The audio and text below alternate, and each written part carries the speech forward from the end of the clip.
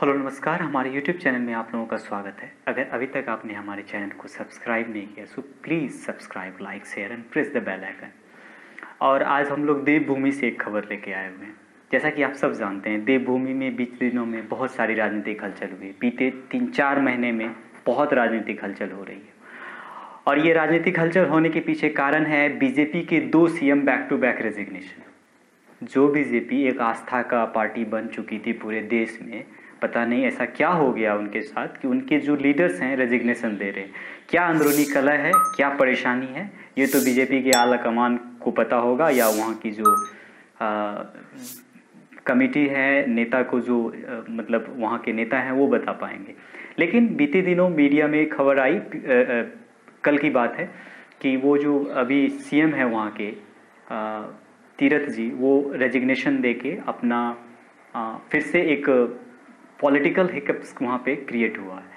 और हिकअप के पीछे का कारण जैसा बताया जा रहा है कि जैसा कि मीडिया में रिपोर्ट्स आई हुई है कि बहुत सारे जो लीडर्स हैं वो अपने मंत्रिमंडल का विस्तार करते हैं, लेकिन उसमें मंत्रिमंडल में जो पोर्टफोलियो है वो मुख्यमंत्री ज़्यादा अपने पास रखते हैं। और वो ज़्यादा पोर्टफोलियो अपने पास रखने के कारण जो विधायक दल के नेता हैं या जो रीजनल हैं, उनका पार्टिसिपेंस बहुत कम हो जाता है मंत्रिमंडल में, जैसा कि मैं समझ पाया हूँ अंग्रेजी अखबार में पढ़ने के बाद। बाकी आप लोग भी इस खबर से वाकिफ होंगे।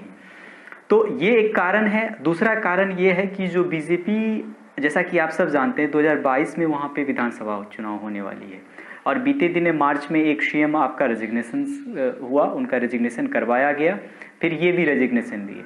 इनके पीछे का मूल कारण तो हमें भी नहीं पता, और ये आप लोग भी धीरे धीरे इनके बारे में पता चलेगी। लेकिन जो मीडिया में खबर आई हुई है या जो राजनीतिक पंडितों का कहना है, उनका सुन के या उनका पढ़ के हम आपको बताना चाहेंगे कि ये एक बहुत बड़ा सीटबैक है बीजेपी के लिए। एक नेशनल पार्टी जिसका 2 मुख्यमंत्री 3 से 4 महीने के अंदर में रेजिग्नेशन दिलवाना पड़ता है, इसके पीछे का चुनाव जो है, इसके पीछे किस तरह का आप नेता को चुन के लाए और चीफ मिनिस्टर बनाए, ये अभी तक इंश्योर नहीं हो पाई।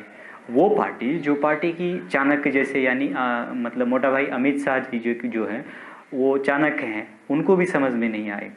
आखिर जो भी हो, रीजनल पॉलिटिक्स में ये सब चलती रहती है और ये सब चीज़ें आपको डाइजेस्ट करने का ये होना चाहिए और होता रहता है। लेकिन ये उस पार्टी को लेके है जब आप इस्टेब्लिश पार्टी हैं, आप सभी राज्यों में लगभग आपकी सरकार है, फिर भी ये राजनीतिक इस तरह का होना थोड़ा सा लोगों में विश्वसनीयता खोने जैसा है। जो बीजेपी पे विश्वसनीयता थी, ऐसा लग रहा है कि लोग धीरे धीरे उस पर विश्वसनीयता खो रहे हैं। और खास करके जब आपकी जो सुप्रीम लीडरशिप है, एक चीफ मिनिस्टर आपका रेजिग्नेशन कर रहा है, तो इनसे सवालिया निशान खड़ा हो जाता है कि आप किस तरह की पार्टीज को लीड कर रहे हैं। जो बीजेपी डिसिप्लिनरी कमेटी रखती है अलग से, उनका एक पार्लियामेंट्री बोर्ड अलग होता है, एक असेंबली के चुनाव के लिए अलग होता है, एक ऑर्गेनाइज वे में काम करता है, उस पार्टी में ऐसा हो रहा है। तो ये थोड़ा मतलब लोगों को के गले नहीं उतर रहा है, आखिर क्या कारण है।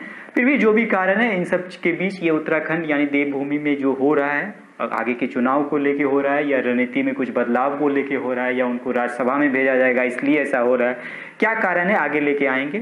तब तक के लिए हमारे चैनल को आप लोग लाइक कीजिए, शेयर कीजिए, सब्सक्राइब कीजिए, और सब्सक्राइब थोड़ा ज़्यादा करिए और शेयर कीजिए ना। धन्यवाद।